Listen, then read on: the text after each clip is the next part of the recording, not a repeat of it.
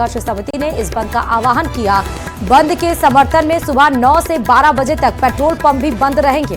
कई संगठनों ने इस बंद को समर्थन दिया है। समर्थन में अनूपगढ़ बार संघ ने अपना वर्क भी सस्पेंड रखा। कृषि उपज मंडियों में आज बोली नहीं लगेगी। अनूपगढ़ के साथ ही घड़साना, रावला, 365 हेड, राम सिंहपुर सहित अन्य क्षेत्र में इस बंद का असर देखा जा रहा है। ज्यादा जानकारी के साथ संवाददाता अशोक इस खबर पर जुड़ चुके हैं।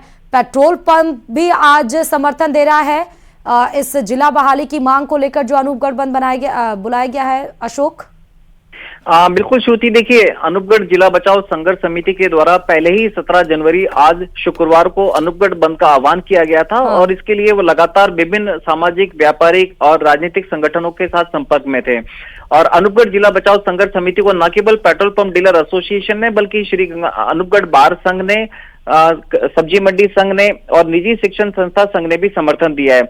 पेट्रोल पंप डीलर्स आज सुबह 9 बजे से 12 बजे तक पूरी तरह से बंद रहेंगे और अनूपगढ़ बंद को समर्थन देते हुए राजस्थान सरकार से अनूपगढ़ जिला बहाली की मांग की जा रही है। हालांकि न केवल अनूपगढ़ में बल्कि अनूपगढ़ के आसपास का जो दूर दराज का क्षेत्र है, गड़साना है, रावला है, 365 हेड है, रामसिंहपुर है, यहाँ पर भी अभी जो बंद है उसका असर अभी तक तो कम से कम देखने को मिल रहा है। लेकिन देखना अब ये भी दिलचस्प होगा श्रुति की इस अनूपगढ़ बंद को आज कितना समर्थन मिल पाता है, क्योंकि सबसे ज्यादा जो प्रभाव पड़ रहा है अनूपगढ़ जिला निरस्त होने के बाद में वो न केवल अनूपगढ़, गड़साना और रावला पर पड़ रहा है बल्कि रामसिंहपुर और विजयनगर कस्बे में भी पड़ रहा है। लेकिन जब राजस्थान सरकार द्वारा 28 दिसंबर को अनूपगढ़ जिला निरस्त किया गया था तो हमें न केवल विरोध की बल्कि ऐसी तस्वीरें भी देखने को मिली, खासतौर से रायसी नगर और विजयनगर क्षेत्र में, जहां लोगों ने पटाखे फोड़कर, मिठाइयां खिलाकर राजस्थान सरकार के इस फैसले का स्वागत किया। ऐसे में कहीं ऐसा ना हो कि अनूपगढ़ बंद आज 2 धड़ों में बढ़ जाए। अब देखना यह होगा कि कुछ देर बाद किस तरह की तस्वीरें अनूपगढ़ बंद को लेकर हमारे सामने निकल कर आती हैं। नहीं तो क्या आज विरोध भी किया जाएगा या केवल बंद का आह्वान है, यही विरोध का तरीका है? देखिए अनूपगढ़ जिला बचाओ संघर्ष समिति के द्वारा न केवल बंद का आह्वान किया गया है बल्कि बाजार और विभिन्न सामाजिक संगठन और व्यापारिक संगठन अपने प्रतिष्ठान बंद रखेंगे और जो पूर्व में जो जिला कलेक्ट्रेट कार्यालय था वहां पर धरना प्रदर्शन भी करेंगे। और वहीं पर तय होगी कि आगामी जो रणनीति है अनूपगढ़ जिला बहाली की मांग को लेकर वो क्या होगी। तो ऐसे में न केवल बंद रहेगा बल्कि धरना प्रदर्शन जैसी तस्वीरें भी हमारे सामने आ सकती हैं। आम जन को कैसी समस्या आएगी, क्योंकि 9 से 12 बजे तक बताया जा रहा है पेट्रोल पंप बंद रहेंगे, मंडी में आज बोली नहीं लगेगी, वर्क सस्पेंड आज अपने कर्मचारी करेंगे, तो उससे क्या कुछ इफेक्ट होने वाला है अशोक? देखिए श्रुति, निश्चित तौर पर आम लोगों को बड़ा असर होगा। जहां सब्जी मंडी बंद है और कृषि उपज मंडी में जब कृषि जिंसों की बोली नहीं लगेगी तो किसान तबका प्रभावित होगा। वहीं जिन्हें पेट्रोल और डीजल डलवाना होगा अपने वाहनों में, उन्हें 12 बजे तक इंतजार करना पड़ेगा। साथ ही साथ जो रोजमर्रा के काम काज हैं उसको लेकर भी अच्छा खासा असर पड़ेगा। जो चूंकि आज वकीलों ने भी अपना समर्थन दिया है और वर्क सस्पेंड रखा है, तो ऐसे में जो परिवादी हैं जिनको पेशी पर आना है या फिर अपने कोई कानूनी जो मुकदमे लड़ रहे हैं उनके संबंधित काम भी आज बाधित रहेगा। निश्चित तौर पर देखिए आम आदमी पर असर तो आज पड़ना ही पड़ना है, लेकिन चूंकि पिछले काफी दिनों से अनूपगढ़ जिला बचाओ संघर्ष समिति के द्वारा आज के बंद को लेकर जनसंपर्क किया जा रहा था और शायद कहीं ना कहीं आम लोग भी इस चीज को लेकर प्रिपेयर हैं आज के बंद को लेकर। तो ऐसे में आमजन का भी समर्थन इस बंद के साथ में है। व्यापारिक, सामाजिक और कृषि संगठनों के साथ साथ जो राजनीतिक संगठन है खासतौर से उनका भी समर्थन। बहुत शुक्रिया अशोक, बहुत शुक्रिया तमाम जानकारी देने के लिए इस खबर पर।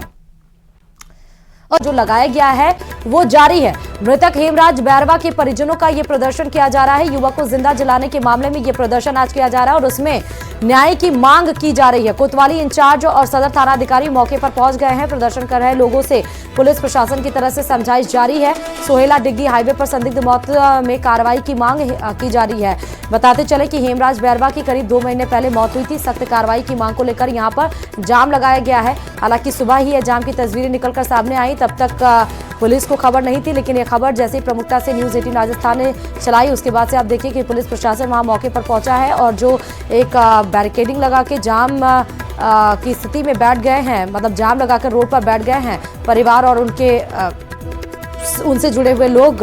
उस वजह से वहां पर रोड पर आने जाने वाले जो यातायात है उनको भी परेशानियों का सामना करना पड़ रहा है। हालांकि पुलिस प्रशासन लगातार, आप दूसरी तस्वीर देखिए कि परिवार को समझाने की कोशिश कर रहा है, लेकिन परिवार यही कह रहा है कि 2 महीने पहले जो हेमराज की मृत्यु हुई थी, जिसको जिंदा जलाने की कोशिश की गई थी और जिसमें उसकी मृत्यु हो गई थी, उसमें अभी तक गिरफ्तारी क्यों नहीं की गई, अभी तक पुलिस के हाथ क्यों खाली हैं। 2 महीना बीत चुका है और ये मामला इतना संदिग्ध है, उसके बाद भी पुलिस इस पर एक्शन क्यों नहीं ली है। तो इसी नाराजगी को लेकर आप देखिए, इस ठंड के बीच में जहां घना कोहरा भी है, उसमें प्रदर्शन करने को लेकर परिवार अड़ा हुआ है। ज्यादा जानकारी के साथ संवाददाता दौलत इस खबर पर जुड़ चुके हैं। दौलत, पुलिस प्रशासन तो पहुंच गई है, समझाइश का दौर भी जारी है, क्या कुछ अपडेट्स हैं इसमें? क्या परिवार लोग मान रहे हैं या नहीं अभी?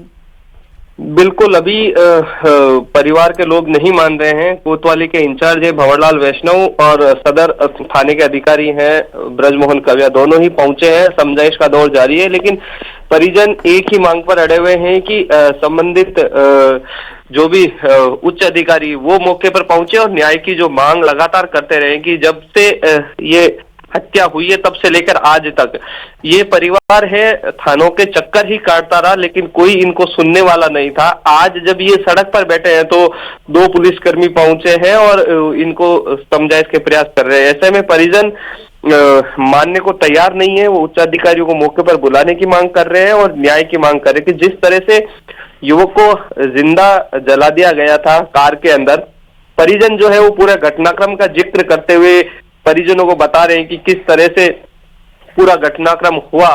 पुलिस चाहती तो उस युवक को बचाया जा सकता था, लेकिन पुलिस मौके पर देरी से पहुंची। फिर किस तरह से पूरा घटनाक्रम चला और मुआवजे की मांग को लेकर कलेक्ट्रेट पर परिजनों का प्रदर्शन भी होता रहा, उसमें आश्वासन भी मिला था, लेकिन कार्रवाई अभी तक नहीं हो पाई है। हालांकि परिजन और पुलिस के बीच की जो वार्ता है वो लगातार जारी है, लेकिन सुबह करीब 7 बजे ही ये लोग यहाँ धरने पर बैठ गए और 10 बजने का समय है। ऐसे में 3 घंटे से ज्यादा समय अब बीत गया है। हालांकि दोनों ही ओर से प्रयास अपनी अपनी तरफ से, उनका जो परिजनों की मांगे हैं वो कि आश्वासन पुख्ता तौर पर मिले, न्याय की मांग, हालांकि न्याय की मांग वो तुरंत मांग रहे हैं, लेकिन वो तुरंत तो स्वाभाविक है कि एक आश्वासन ही मिल सकता है, लेकिन वो आश्वासन, उस आश्वासन की मांग पर भी अभी राजी नहीं है। और पुलिस के जो अधिकारी हैं, दोनों थानाधिकारी कोतवाली और सदर इंचार्ज, वो दोनों मौके पर है, समझाइश के प्रयास कर रहे हैं। ये भी कह रहे हैं कि सर्दी का दौर है वो लगातार जारी है। ऐसे में महिलाएं, बच्चे, सभी लोग वहां सड़क पर बैठे हुए हैं। आपकी मांग है वो मान ली जाएगी, उच्च अधिकारियों को बात पहुंचा दी जाएगी, लेकिन परिजनों के साथ जो परिजन पिछले 2 महीनों से जो चक्कर काट करके अपनी चीजें देख चुके हैं, ऐसे में वो किसी भी बात को मानने के लिए तैयार नहीं है। पुलिस अधिकारियों की बातों पर विश्वास करने को तैयार नहीं है। उच्च अधिकारियों को बुलाने की मांग की जा रही है। जी ठीक है दौलत, बहुत शुक्रिया तमाम जानकारी देने के लिए। खबर स्टेट 1 इलेक्शन के लिए भजनलाल सरकार ने पूरी तैयारी कर ली है। इसी कड़ी में गुरुवार को अधिसूचना जारी कर सरपंचों का कार्यकाल बढ़ा दिया। प्रदेश के सरपंच संघों की भी लगातार मांग की थी कि सरपंचों का कार्यकाल बढ़ाया जाए ताकि वे सुचारू तौर पर काम कर सके और अगले चुनाव तक ग्राम पंचायतों की गवर्नेंस में कोई परेशानी पेश न आए। देखिए रिपोर्ट। भजनलाल सरकार का सरपंचों को तोहफा। एमपी मॉडल के तहत बढ़ेगा कार्यकाल, वार्ड पंचों को भी मिलेगा बड़ा मौका। 1 स्टेट 1 इलेक्शन पर बड़ा कदम। भजनलाल सरकार 1 स्टेट 1 इलेक्शन के कंसेप्ट के तहत पंचायतों के चुनाव भी एक साथ करवाना चाहती है। सरकार को इस रणनीति से प्रशासनिक कामों के भी आसान होने की उम्मीद है।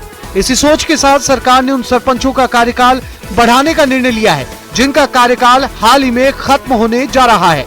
अकेले जनवरी महीने में ही 6,759 सरपंचों का कार्यकाल पूरा होने जा रहा है। इसके तहत मौजूदा सरपंचों का कार्यकाल बढ़ा दिया गया है। सरपंचों को प्रशासक बनाकर पंचायतों का संचालन करने का आदेश जारी कर दिया गया है। सरकार का ये कदम मध्य प्रदेश मॉडल पर आधारित है, जिसमें पंचायतों का कार्यकाल समाप्त होने के बाद भी प्रशासनिक जिम्मेदारी निवर्तमान सरपंचों को दी गई है और पंचायत के बाकी सदस्य यानी पंच उस प्रशासन समिति के सदस्य बने रहेंगे।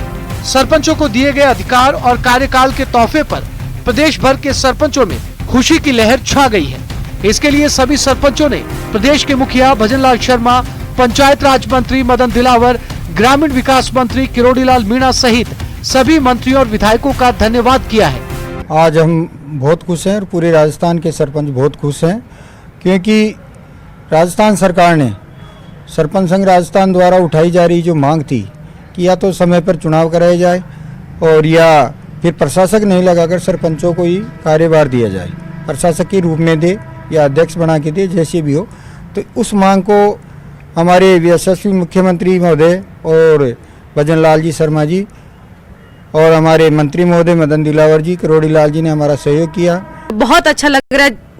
नए सरपंच जैसे बनते हैं तो उनकी गति थोड़ी धीमी रहती है, और जो काम उन्होंने 5 साल में नहीं किया, हमें पूरी उम्मीद है, हम पूरी निष्ठा से 1 साल जो आगे जितना भी टाइम सरकार चुनाव नहीं करवाएगी, बहुत अच्छे से जो गांव का विकास है वो करवाएंगे। यदि प्रदेश में पंचायतों के कार्यकाल की समाप्ति पर बात करें तो 17 जनवरी को 2726, 22 जनवरी को 2333 और 29 जनवरी को 1700 ग्राम पंचायतों के सरपंचों का कार्यकाल पूरा हो रहा है। इसके अलावा इसी साल मार्च में 704 और सितंबर में 3847 ग्राम पंचायतों का कार्यकाल पूरा हो जाएगा। नए सिस्टम की ओर देख रही प्रदेश सरकार ने राजस्थान पंचायती राज अधिनियम 1994 के तहत विशेष शक्तियों का प्रयोग करते हुए सरपंचों का कार्यकाल बढ़ा दिया है। हालांकि सरकार ने अभी इसे किसी मियाद में नहीं बांधा है, लेकिन इससे नए चुनाव होने तक गवर्नेंस की सभी कड़ियां जरूर जुड़ी रहेंगी और निरंतरता बनी रहेगी। पंचायत संघों की भी मांग थी, ग्राम पंचायतों की, सरपंच संघों की ये मांग थी कि जो है ग्राम पंचायतों के जो सरपंच हैं उन्हीं को प्रशासक बनाया जाए, और सरकार ने अधिसूचना जारी करके जो है उनकी इस मांग को मान लिया है। कैमरामैन मान सिंह के साथ हितेंद्र शर्मा, न्यूज़ 18 राजस्थान। और चलिए अब बात झुंझुनू से बड़ी खबर की करते हैं। पिलानी कस्बे में संतोषी माता मंदिर में चोरी की घटना सामने आई है। मंदिर में दान पात्रों से नकदी चुरा ली गई है। मंदिर में चोरी की ये पूरी वारदात सीसीटीवी कैमरे में कैद हो गई। सूचना के बाद मौके पर पिलानी पुलिस पहुंची। पुलिस ने घटनास्थल का मौका मुआयना किया। सीसीटीवी फुटेज के आधार पर चोर की तलाश शुरू कर दी है। तस्वीरें आपके सामने। तो मंदिर में चोरी की वारदात सीसीटीवी कैमरे में कैद हो गई। देखिए कैसे पिलानी कस्बे में संतोषी माता मंदिर में ये चोरी की पूरी वारदात की गई है।